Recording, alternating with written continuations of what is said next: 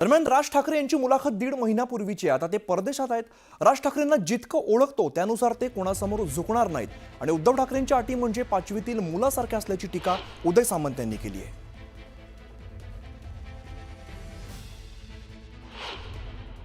पहिल्या दिवशीच्या अटी काय होत्या? देवेंद्रजींबरोबर बोलायचं नाही, एकनाथ शिंदे साहेबांबरोबर बोलायचं नाही, कोणाबरोबर जेवायला जायचं नाही, अमित शाह साहेबांकडे बघायचं नाही, त्याच्यानंतर मोदी साहेबांचा फोटो लावायचा नाही। म्हणजे हे मला मी जेव्हा शालेय जीवनामध्ये होतो 5वी 6वीमध्ये आणि आम्ही जेव्हा मित्र भांडायचो तेव्हा आम्ही एकमेकाला सांगायचो तू याच्याबरोबर बोलायचं नाही, त्याच्याबरोबर बोलायचं नाही। असं राजकारणात होईल असं मला वाटत नाही आणि राज ठाकरे हे एक स्वाभिमानी नेतृत्व आहे, ते अशा अटीसमोर झुकू शकतं असं मला वाटत नाही। आमचे प्रतिनिधी उदय सध्या आपल्या सोबत आहेत, त्यांच्याशी आपण बोलूया। उदय, आपण जर एकंदर बघितलं राज ठाकरे आणि उद्धव ठाकरे एकत्र येणाऱ्या चर्चा आता जोरदार रंगलेल्या आहेत, त्यानुसार काही आपण तशी वक्तव्य सुद्धा बघतोय। मात्र उदय सामंतांनी आता यावरती टीका केलेली आहे। आपण बघतोय की मनसे अध्यक्ष राज ठाकरे यांनी साथ घातल्यानंतर पक्षप्रमुख उद्धव ठाकरे यांनी त्यांच्या साधेला प्रतिसाद दिलेला आहे। मात्र प्रतिसाद दिल्यानंतर पुढे जी काही गाडी आहे ती काही सरकताना आपल्याला पाहायला मिळत नाहीये। दोन्ही पक्षांकडनं एक प्रतिक्रिया ज्या त्या आलेल्या आहेत। विशेषतः शिवसेना उद्धव बाळासाहेब ठाकरे पक्षाकडनं सातत्यानं त्यांचे नेते जे आहेत संजय राऊत हे बोलताना पाहायला मिळतात, सकारात्मक भूमिका मांडताना आपल्याला पाहायला मिळतात। मात्र मनसेकडून इतर जे दुसऱ्या फळीतील नेते ते मात्र काहीशी सकारात्मक भूमिका मांडताना दिसत नाही। ते या आधीचा सगळा भूतकाळ आहे, त्याआधी काय घडलं त्याची सगळी उजळणी करताना आपल्याला पाहायला मिळत आहेत। सर्वसामान्य मराठी माणूस असेल, सर्वसामान्य मनसैनिक असेल, शिवसैनिक असेल, हे या बाजूने सकारात्मक असताना आपल्याला पाहायला मिळतात। मात्र दोन्ही जे पक्षांचे प्रमुख नेते आहेत त्यांनी एक सकारात्मक पाऊल पुढे उचललेलं आहे। मात्र ते पाऊल फक्त एक पाऊल पुढे उचललेलं आहे।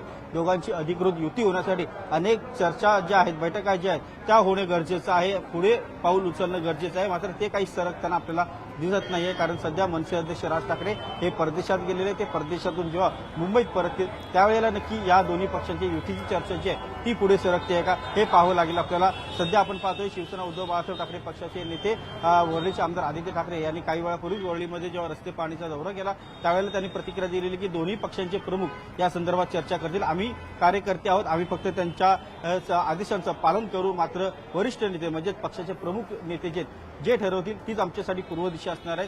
त्यामुळे दोन्ही नेत्यांनी एकमेकांना साथ आणि प्रतिसाद दिलेला आहे, फक्त साथ आणि प्रतिसाद दिलेला आहे। मात्र पुढे प्रत्यक्षात जमिनीवर गाडी जी आहे युतीची ती मात्र गाडी काही पुढे सरकताना आपल्याला पाहायला मिळत नाही। तर दुसरी आपण पाहतोय की शिवसेनेचे नेते उदय सामंत यांनी सांगितलेलं आहे की लहान मुलं ज्या प्रकारे शाळेमध्ये भांडण करतात आणि अटीशर्ती ठेवतात, तसं काहीसं जे आहे शिवसेना उद्धव बाळासाहेब ठाकरे पक्षाकडनं करत असल्याचं चित्र जे आहे ते त्यांनी सांगितलेलं आहे। त्यामुळे प्रत्यक्षात आता काय घडते हे पाहावं लागणार आहे। राज ठाकरे यांच्या भूमिकेकडे जसं शिवसेना उद्धव बाळासाहेब ठाकरे पक्षाचं एक लक्ष लागलेलं आहे, तसंच शिवसेनेच्या नेत्यांचं देखील लक्ष लागलेलं आहे। आता राज ठाकरे यांच्या कोर्टामध्ये हा चेंडू आहे की त्यांनी निर्णय नेमका काय घ्यायचा आहे।